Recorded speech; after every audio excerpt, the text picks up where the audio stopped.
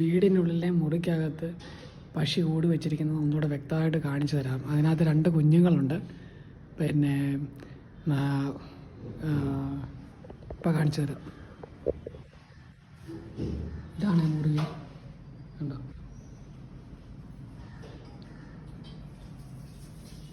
ഈ ജനലിനകത്തൂടെ അത് കുഞ്ഞുങ്ങൾക്ക് തീറ്റയൊക്കെ ആയിട്ട് കൊണ്ട് കൊടുക്കുന്നു.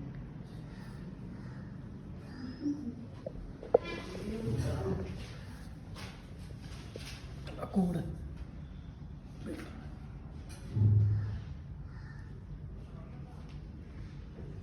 കണ്ടോ.